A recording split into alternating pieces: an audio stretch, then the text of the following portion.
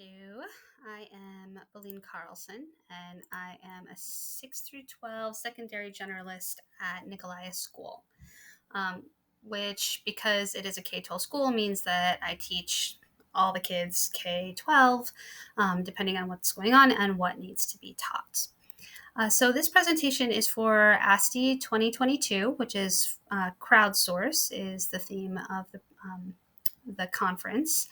And my presentation is on social emotional learning and how to integrate that into a hybrid classroom. So I wanted to share with you a Google Sites that I worked on to bring up, to share resources and to make sure that people had something to take home, tangible thing to take home from the conference. And my presentation slide deck, which I'll be using in the in-person presentations, are loaded onto the Google site. But the objective for the experience and for this next 15 minutes, hopefully, is that you are going to experience hybrid learning SEL engagement strategies. That's hard to do from a YouTube video, but I would encourage you now to take a moment and to think about where you are at emotionally. So look at my little memes down here, and are you meme number 1, meme number 2, or meme number 3? Personally, I am meme number 1, looking at the road conditions right now, waiting for the avalanche to get cleared and wondering if I'm even going to make it to Anchorage tonight. So the relevance of this share out, I guess, is that social emotional learning, as awkward as it is, and as uncomfortable as it is really a research-based best practice. We should all be working, whether it's in person or remote, we should all be working on engaging our students in this practice, teaching them regulation strategies, working on destigmatizing just talking about feelings. So I found this meme. I was looking on, just did a quick Google search for, talking about feelings meme, and this thing came up, which is hilarious, and I completely relate to this little boy. But if we unpack this for a moment, we've got what's going on here. Like, this is gender stereotyping. This is toxic masculinity. This is maybe possibly relational aggression. This is a lot of not good stuff. And this meme came right up. It was like on the first 3 results when I typed it in. So this is where we're at as a culture, and these 2 little kids are definitely not engaging in relationship building or pro-social behaviors, which is what we want in our classroom. That's what we want out of relationships as adults, and it's what we want in life. It's what we want out of our colleagues. We don't want one kid throwing a fit in the background while another kid stomps away mad. I mean, nothing gets done when that happens. The good news is that there is a crap ton of research online. Scientists have been looking into this. Social scientists have been looking into this for a long time. And there's a ton of stuff out there about how we can improve this situation as a society and particularly as teachers. One of the foundations that has been working on this for a long time is the Casel Foundation. So the Casel has come up with a framework for integrating social emotional learning into schools. And they talk about their competency, self-awareness and self-management, social awareness, relationship skills, responsible decision making. And this is what's called as the Casel Competencies framework. Highly recommend you dig into this. You can get to this website. Like, I'll provide links in the description of the video. This stuff is kind of the keys to the kingdom to getting your kids engaged and learning. And then in KPBSD, this cute little icon here was developed by Amanda Adams and others in order to represent how we incorporate social emotional learning into personalized learning and universal design for learning, like those competencies here. And my students and I developed this rubric. It's student language, and it kind of helps teachers and students think about where they should be as far as in their classroom and how they're behaving. So it's based on the Casel framework, and it's written in student language so students can use it. The general guidelines, and I think as teachers, most of us know this stuff. This is just, it's what we do. But even when we get up into secondary, we should be really explicitly thinking about this. We need to be explicitly building rapport, teaching expectations, teaching self regulation strategies, modeling self regulation strategies like out loud, like, I feel really frustrated right now. Um, and we should be rewarding regulation. Like, if you see a student struggling and you see that they're getting frustrated and they regulate, call that out and reward them for that. Um, so this type of stuff, like, I did not get into education because I wanted to be friends with all of my students and to talk about feelings. Like, I got into education because of Socrates and because I truly believe that I'm going to make the world a better place. And then, like, I'm constantly doing research, I'm constantly digging in. And one of the most effective ways to be an effective teacher is to employ these social emotional learning strategies. And because I want to be a really, really good teacher and I want to make the best, most positive impact on my students, I am going to employ SEL strategies. I'm learning about them for myself as a mother. I'm learning about them as a teacher. So even though it's icky and weird and awkward, I hate feelings. I honestly just, ugh. Um, the results, it's just, the results are there. And so that's what we do.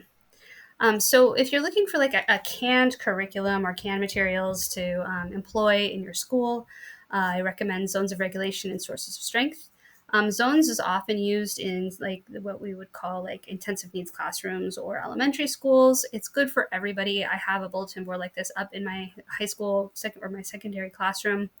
And we talk about it. It's part of the language, like, oh, I see you're in the blue zone today. What sorts of strategies do you need to use in order to get yourself into the green? And we just, that's how we talk. That's what the language is around in the classroom about this. Sources of Strength is another great program. This is deliberately, it's a peer led program, and it's deliberately for kids in order to avoid the risk of suicide. So it's resiliency building. And instead of, like they say, instead of shock, trauma, awe, talking about suicide statistics, which is a horrible, horrible issue here, especially here in Alaska, it talks about how we can build resiliency and build strength, and teaching kids how they can build their resiliency strategies, which I really think is amazing, and I really appreciate. So I've included a document here with steps and resources on particularly hybrid learning. A lot of people feel like they can't develop the same relationships online. It can be more difficult, but I think we all know that online relationships with our online friends, those are real relationships, and especially students, they live on social media. They text their friends. They don't necessarily see them. They text them. They're on Instagram. They're on TikTok. They're interacting. They're not just consumers of media like maybe older people are. They are actively integrating. They're stitching, doing, there's a ton of words in TikTok that I don't even know, but like they do the stitches and the duets, and that's how they interact with one another. And if you ever have an opportunity to look at a middle or high schooler's TikTok account and let them scroll through with you, if you see the interactivity that's happening online with that, it's astounding. Those relationships are real. I am in right now. I'm in a cohort of it's masters in ed students, and we've been together. This is our third semester together. We started last summer. We had a death. One of our classmates' husbands died, and it was really difficult for us. Like, we had to process that. We all, as a community, we were grieving. We came together and we did things to support this person. We have never met this person in real life. Nobody, there's a few people that know each other, but we're students scattered across the state of Alaska who have never met in person. We spend 1 or 2 hours together a week, and we're a community, and we love each other and are supporting each other. We're expecting a baby, which is exciting. We're a community of learners, even though we're online. So in this document are some really strategic steps that you can take as an online teacher to integrate SEL strategies into your hybrid classroom. These strategies are also wonderful for face-to-face classrooms. So, like I'm looking at it, it's like established norms. Encourage people to turn the camera on. That's one of those weird things. Like, it's rude to not turn your camera on, but it's also rude to ask somebody to turn their camera on. So you kind of have to encourage it as a norm. And then also, I think there was a lot of pushback by parents and students when there were teachers that were policing students and what they did at home. And it's not your place as a teacher to tell a student whether or not they can eat at home or whether or not they have pets or siblings. True, it can be distracting for you, but maybe that's something that you should get over when a student is in their own home. Remember that you're the guest. So that is what I would suggest in order to build that relationship back, so that students do feel comfortable turning the camera on. Make sure that you are showing them that it is okay for whatever their environment is. You're just happy that they showed up. Same with students in your classroom. Be happy that they showed up, and let that go from there. Um, Also, show them how to do background filters. Like we have on Zoom, especially, there are background filters that students can use and that are kind of fun and can block out distractions. Mute yourself when you're not talking, you as well as a teacher, and then encourage the use of the chat box. Some teachers I've noticed will find that distracting.